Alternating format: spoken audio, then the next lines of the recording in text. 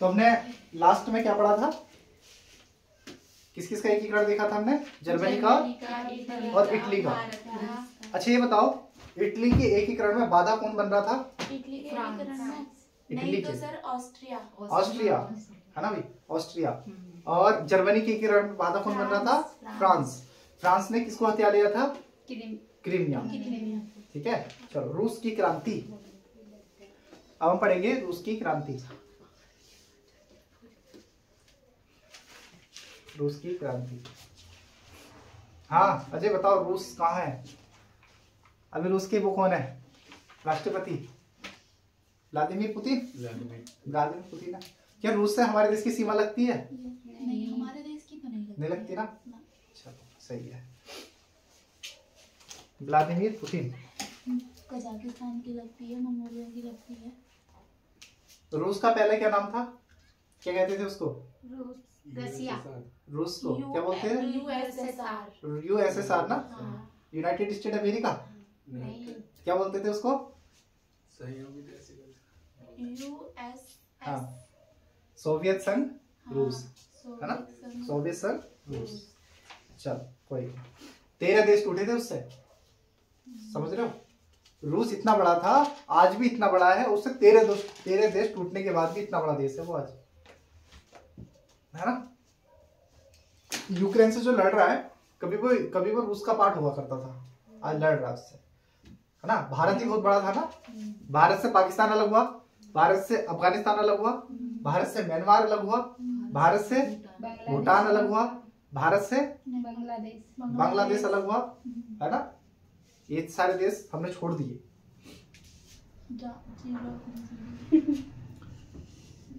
चलो रूस की क्रांति देखो, रूस की क्रांति जो थी ना, रूसी क्रांति। नेपाल भी अलग हुआ है। नेपाल कभी भारत का हिस्सा नहीं था। नेपाल हिंदू राष्ट्र है, और किसी को हिंदू राष्ट्र बनाना है तो वो नेपाल चले जाओ, है ना। और किसी को इस्लामिक राष्ट्र बनाना है तो वो पाकिस्तान चले जाओ, और यहूदी राष्ट्र बनाना है तो इजराइल चले जाओ, और ईसाई राष्ट्र बनाना है तो ईसाई राष्ट्र बनाना है तो अमेरिका चले जाओ, यूरोप चले जाओ, लेकिन चले जाओ इस देश से। ये देश लोकतांत्रिक देश है, धर्मनिरपेक्ष देश है, और वही रहेगा भी, है ना। चलो रूस की क्रांति को हम 2 चरणों में देखते हैं। कितने चरणों में? 2 चरणों में, 2 चरणों में देखते हैं।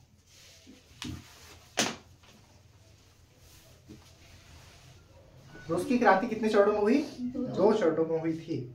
इसे पहले डालो 1904 से 1905। 1905 की हमारे देश की घटना क्या थी? भारत की 1905 में हुई बड़ी घटना क्या थी? बंगाल विभाजन किसने किया? कर्जन ने। ये बंगाल विभाजन कौन सी घोषणा से क्या हुआ, रद्द हुआ था? ये दिल्ली दरबार लगा था ना 1911 में। कौन आए थे? जॉर्ज पंचम आए थे। और ये पढ़ा किसने था? घोषणा पत्र पढ़ा था। ठीक है, बहुत बढ़िया। लिखो 1904-1905 कैसे लिखें सर? डेट डाल लो 1904-1905। बताता हूँ क्या हुआ था।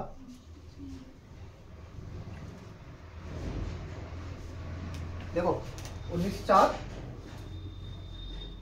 और 1905, एक छोटा सा देश है जापान, ठीक है। जापान और रूस, जापान और रूस का युद्ध होता है। अब बताओ, जापान वर्सेस रूस का युद्ध हो रहा है, जीतेगा कौन? रूस ही जीतेगा सर। जीतेगा कौन? रूस। जीतेगा कौन? जापान। मैंने बताया ना, मैंने कितनी बार बताया था, जापान इतने खतरनाक थे, रूस को मारा, चीन को मारा, ठीक है, और आगे तक जर्मनी तक जा रहे थे, यूरोप तक जा रहे थे ये लोग। अमेरिका को इतना डर लगा 1945 में जापान को उड़ा दिया, ठीक है। देख रहे हो कितना छोटा देश है। और रूस देखो, रूस हार गया। रूस हारने के बाद ना उसकी अर्थव्यवस्था इतनी बुरी तरह चरमराई। किसकी? रूस की। तो 1904-05 में रूस किससे हारा? जापान से। तभी तो क्रांति होगी रूस के अंदर, है ना। कैसी अर्थव्यवस्था चला रहे हो तुम, लिख लो। जापान से युद्ध हुआ जिसमें रूस हार जाता है। जापान से युद्ध हुआ 1904-05 में, जापान से युद्ध हुआ जिसमें रूस हार गया और रूस की अर्थव्यवस्था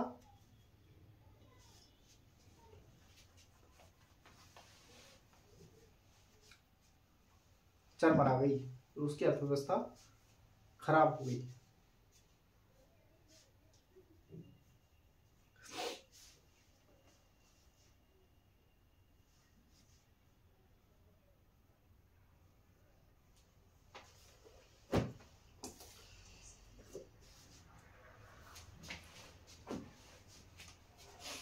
देखो यहाँ के जो शासक थे ना उनको जार कहते थे, जार। क्या कहते थे?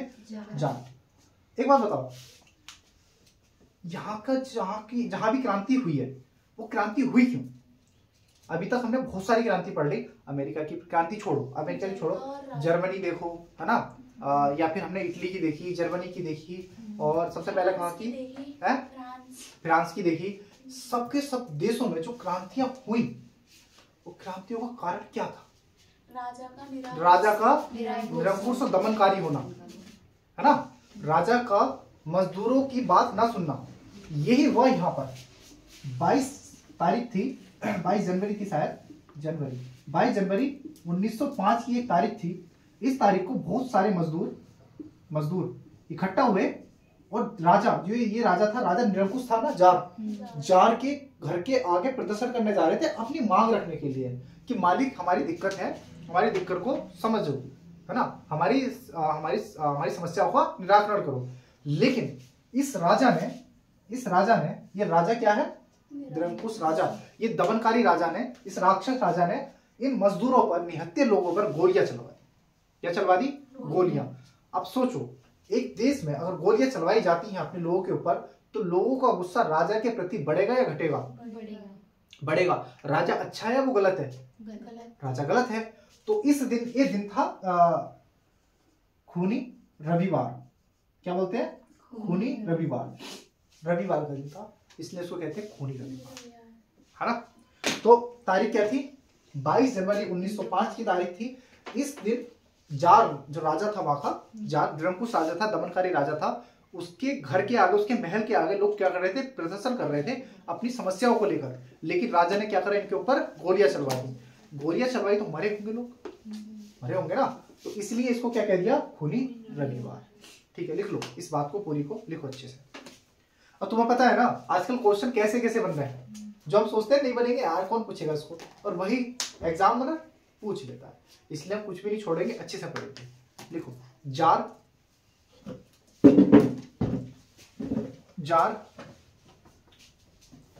निरंकुश शासक था, जार निरंकुश शासक था। 22 जनवरी 1905 को 22 जनवरी 1905 को 22 जनवरी 1905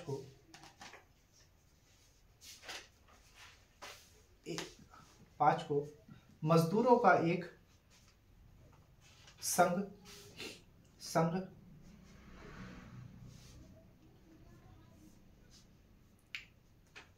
राजमहल के सामने समस्या को लेकर पहुंचा। राजमहल के सामने समस्या को लेकर पहुंचा, जिस पर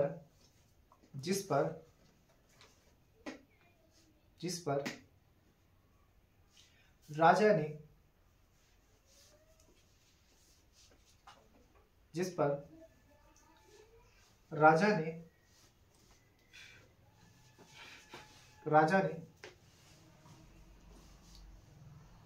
गोली चला दी।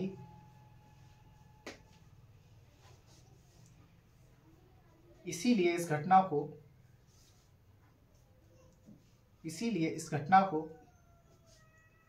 खूनी रविवार कहा जाता है। इसीलिए इस घटना को खूनी रविवार कहा जाता है।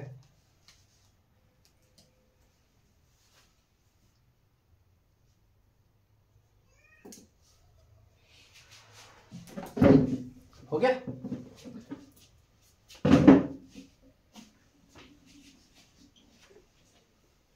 बाईस जनवरी 1905 में जो रूस में हुआ, उस घटना को क्या कहते हैं? खूनी रविवार। और रूस की क्रांति को वाल्सेविक क्रांति बोलते हैं। कौन सी क्रांति? वाल्सेविक। ठीक देता हूँ मैं।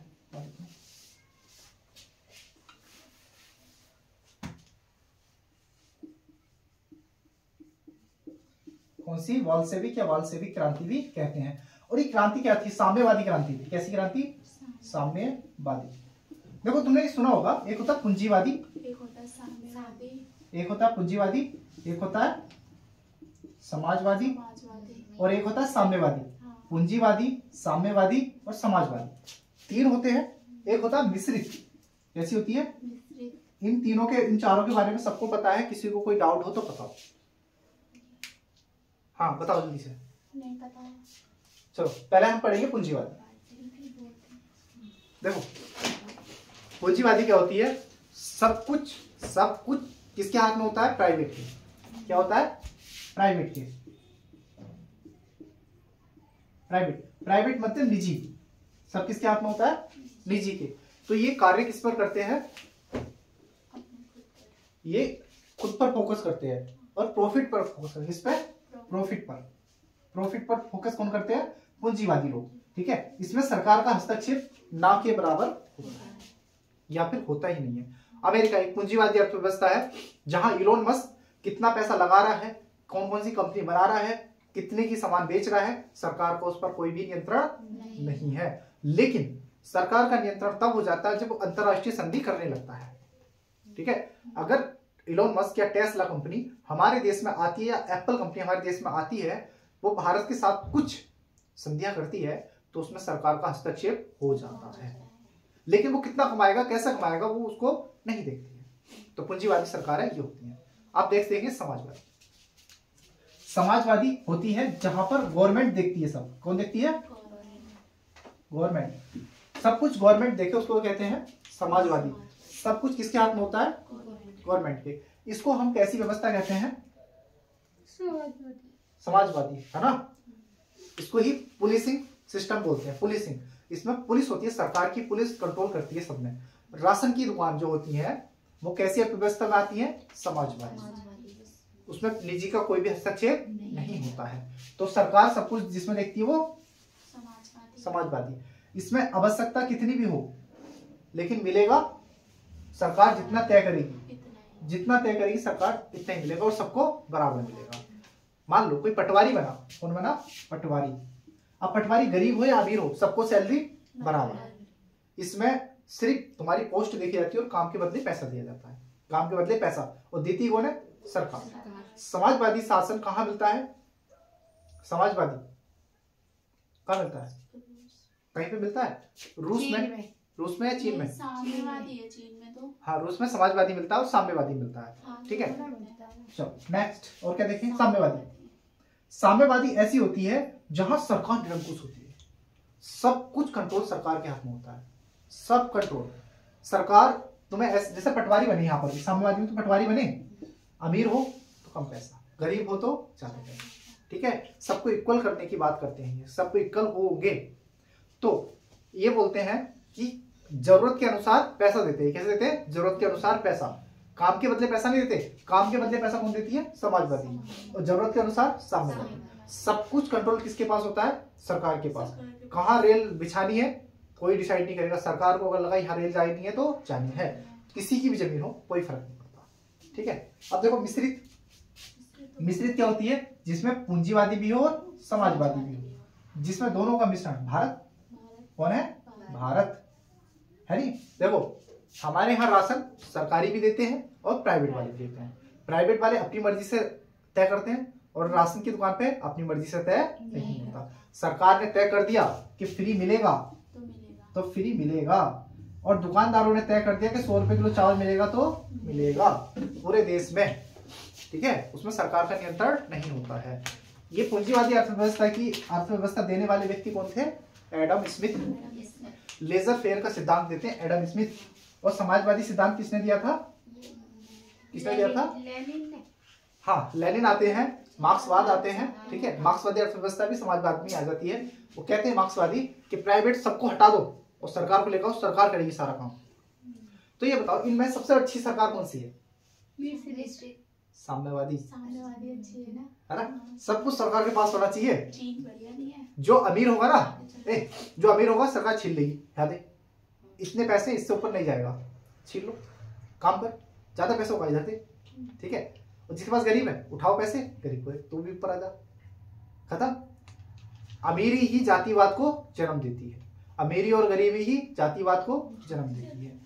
एक देखो, दो व्यक्ति होते हैं, सुनो आप थोड़ा सा समझ लेते हैं, फिर बोल्शेविक क्रांति पढ़ेंगे। देखो भारत में क्या है, एक एमएलए है, एमएलए है, एक गरीब आदमी है, गरीब बहुत गरीब है ये। क्या बात है, बात मत करो, इधर ध्यान दो। देखो एमएलए बना कोई, ये गरीब है, दोनों एक ही कास्ट के हैं, एक ही कास्ट से हैं। इन दोनों कास्टों से छुआछूत होता है, वो उन कास्टों से है ये, है ना, जो भी कास्ट हो उस कास्ट से है ये। भारत में है छुआछूत, जातिवाद है, ठीक है, इसको नकारा नहीं जा सकता, सही है। तो ये दोनों हैं, ये एमएलए बन गया और ये गरीब है।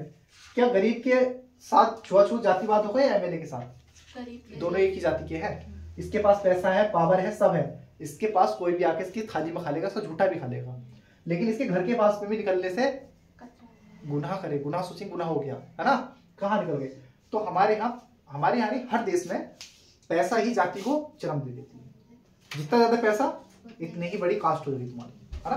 चलो, रूस की क्रांति को क्या कहते हैं? बोल्शेविक क्रांति कहते हैं। चलो, और ये कैसी क्रांति थी? साम्यवादी क्रांति। लिखो, रूस की क्रांति को बोल्शेविक क्रांति कहते हैं और ये साम्यवादी क्रांति थी।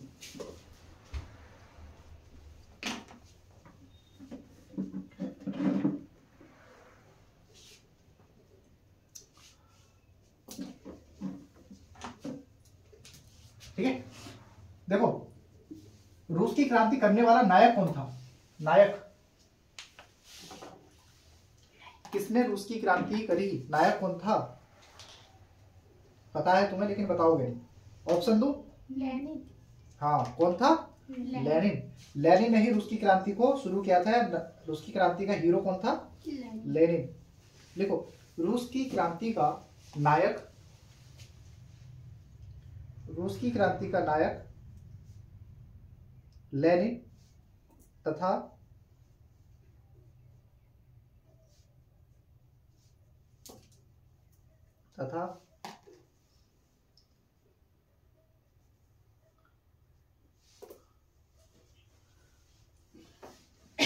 टोटस्की। लिख लो, टोटस्की, टोलस्क बोलते हैं उसको, टोटस्की था।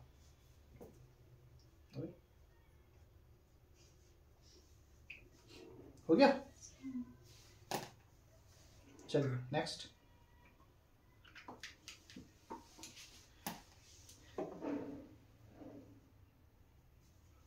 एक व्यक्ति और था, पतला दुबला सा, ठीक है, उसका नाम है मार्क्स। क्या नाम है? मार्क्स।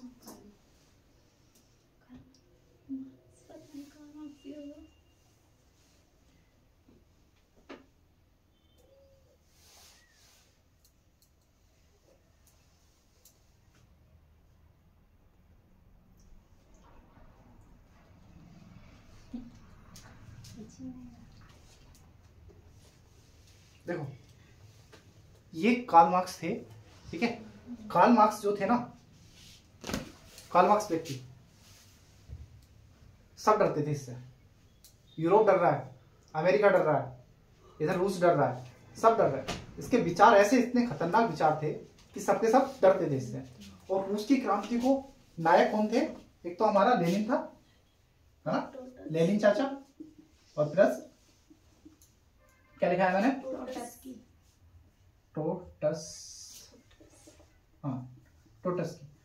ये दो व्यक्ति थे, ये तो खतरनाक थे ही थे। इसके साथ साथ प्लस में इसको समर्थन दे दिया मार्क्स ने, कार्ल मार्क्स ने इसको समर्थन दे दिया कि रूस की क्रांति को मैं समर्थन करता हूं। अब सोचो कितने बड़े लेवल की क्रांति हो गई होगी ये, है ना। जैसे भारत में कोई आंदोलन हो, उस क्रांति को कोई बड़ा सा कोई नेता उसको समर्थन दे दे, है ना। जैसे यूकेएसएससी को लेकर वीडियो के पेपर लीक हुआ था, उसमें आंदोलन हो रहा था, और हमारे देश के सबसे बड़े नेता कौन है? विपक्षी नेता कौन है सबसे बड़े? भारत में? राहुल गांधी। राहुल गांधी बोला करो, राहुल गांधी। अगर राहुल गांधी पटवारी के पेपर में हो रहे छात्रों के आंदोलन को समर्थन देते थे तो कितना बड़ा आंदोलन हो जाता, नहीं होता? पावर एकदम, बच्चों को पावर आ जाती थी, अरे अब तो हम सरकार से लड़ जाएंगे, क्योंकि विपक्ष का नेता इतना बड़ा आके समर्थन कर दे तो फिर तो बहुत बड़ी क्रांति। तो मार्क्स ने रूसी क्रांति को क्या कर दिया था? समर्थन। रूसी क्रांति के नायक कौन थे? लेनिन और ट्रोट्स्की। ठीक है, चलो नेक्स्ट लिखो लेनिन।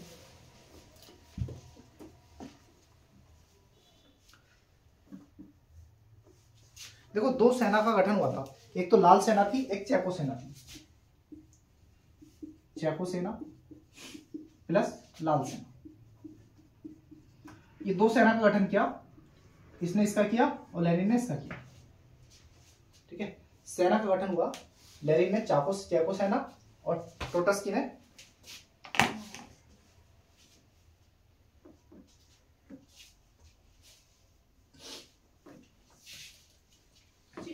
चेको।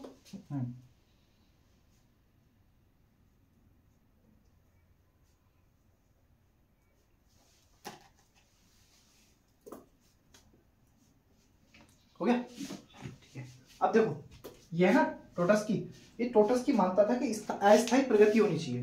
प्रगति ऐसी होनी चाहिए जो कभी रुके ही ना, प्रगति होती रहे होती रहे होती रहे।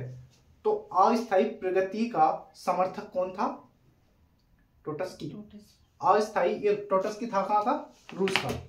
अस्थायी प्रगति का समर्थक लिखो, ट्रोट्स्की। ट्रोट्स्की अस्थायी, ट्रोट्स्की अस्थायी,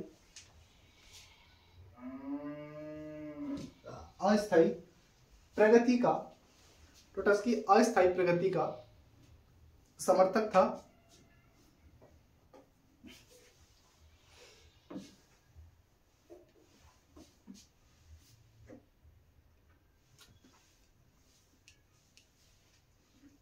ठीक है, अब देखो जो लेनिन भाई साहब है ना, इन्होंने एक संघ बनाया था। ठीक है, एक संघ का निर्माण किया, मजदूरों के एक संघ का निर्माण किया जिसको सोवियत संघ कहते थे।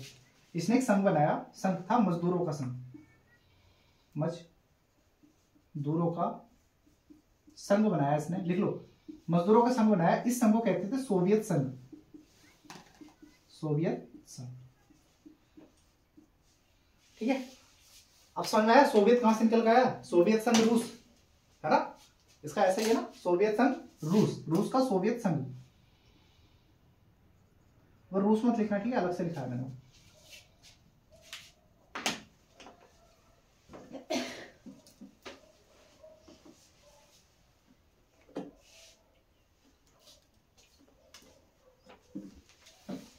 हो गया, चलो अब मुझे ये बताओ, ये सब जो आंदोलन हो रहे थे किसके विरोध में हो रहे थे? क्रांति जो हो रही थी किसके विरोध में हो रही थी? किसके? जार। उस टाइम पर जार का सबसे बड़ा विरोधी कौन था? लेनिन। कौन था? लेनिन, क्योंकि लेनिन ने नेतृत्व कर रहा है और लेनिन ने मजदूरों का एक संघ बनाया। उस संघ को क्या कहते थे? सोवियत संघ। तो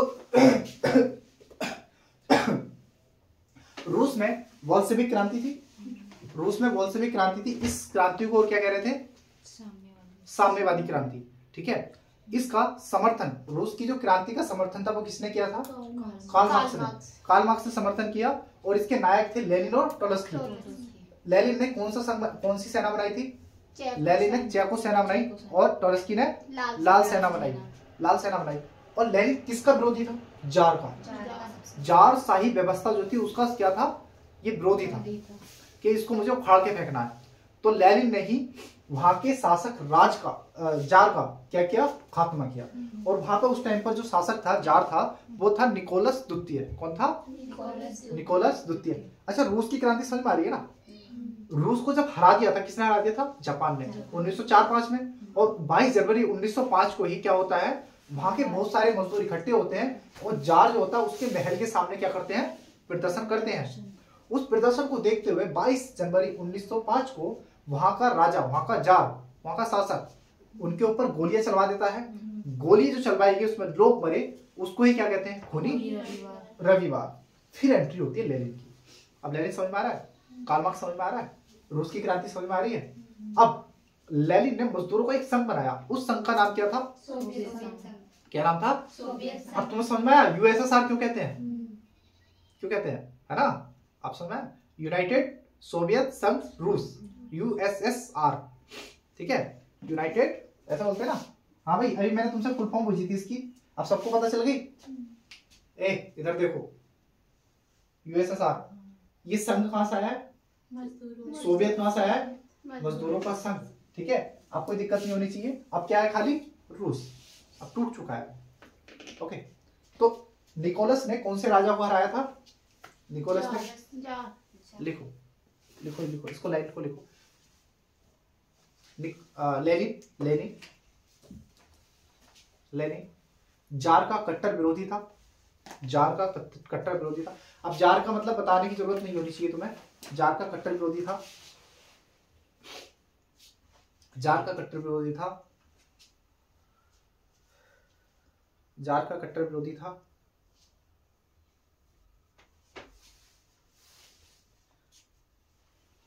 इसने इसने जार निकोलस द्वितीय की सत्ता का अंत किया। लेनिन ने, इसने जार निकोलस द्वितीय की सत्ता का अंत किया। ऐसा निकोलस,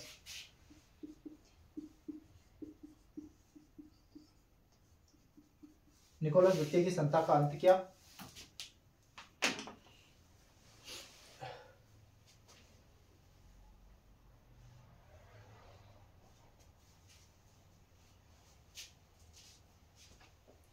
देखो, रूस की जो क्रांति थी वो कब सफल हुई? 1917। कब सफल हुई? 1917। लेकिन लेनिन की जो मृत्यु हो गई थी 1924 को हो गई थी, मतलब बाद में, बहुत बाद में, ठीक है।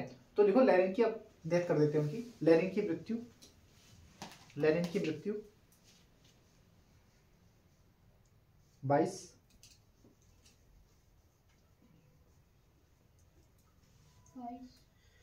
नहीं 22 नहीं 21 जनवरी 1924, 21 जनवरी 1924।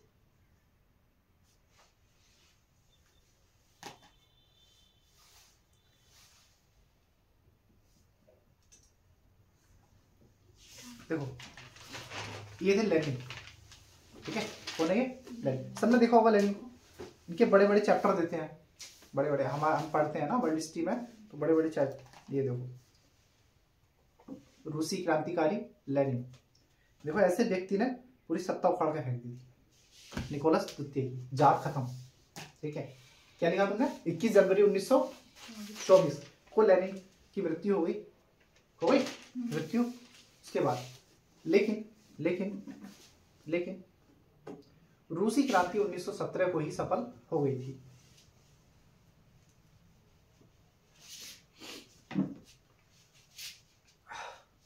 रूस की क्रांति कब सफल हो गई थी? 1917, 7 नवंबर 1917।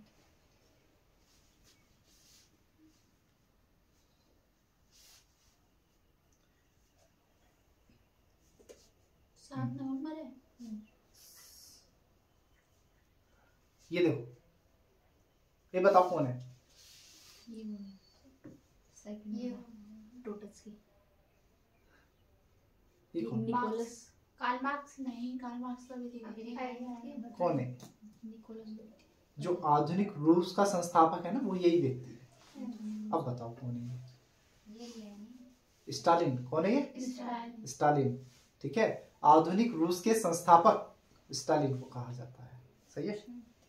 देखो ये लिखा है जोसेफ स्टालिन, वो तो नाम लिख रहा था नीचे, तब भी नहीं देखा गया। दिख ही नहीं रहा। अच्छा, नहीं दिख रहा है, कोई दिक्कत नहीं। जोसेफ स्टालिन बोलते हैं इनको। इनकी मृत्यु हुई थी 1953 में, 5 मार्च 1953। लिख लो।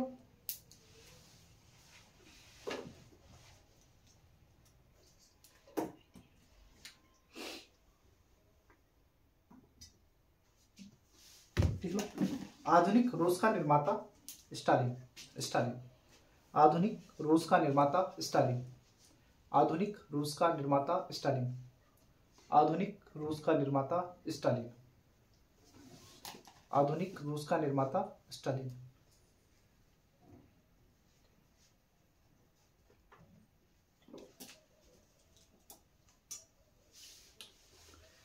देखो, जो ये है ना स्टालिन, ये 1928 को गद्दी पर बैठे और पता हराया किसको था? इस व्यक्ति को। टोटस्क्यू को गद्दी से हटाया और खुद बैठा। पहला शासक, प्रथम शासक बनाई स्टालिन, ठीक है, प्रथम। और इसने ही पहली पंचवर्षीय योजना इसने ही लागू की थी रूस में, ठीक है। हमने पंचवर्षीय योजना का जो मॉडल लिया वो रूस से लिया, रूस से लिया ना। कितनी पंचवर्षीय योजना आई थी हमारे यहाँ पर?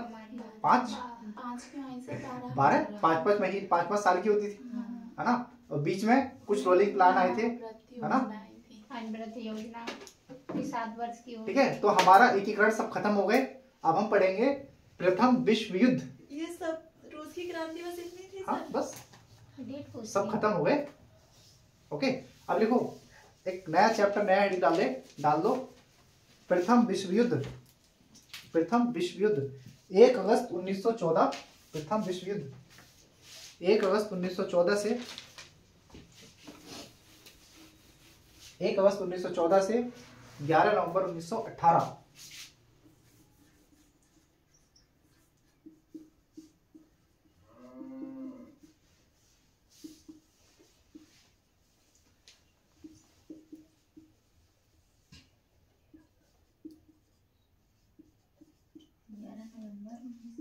हाँ 11 नवंबर 1918 प्रथम विश्व युद्ध।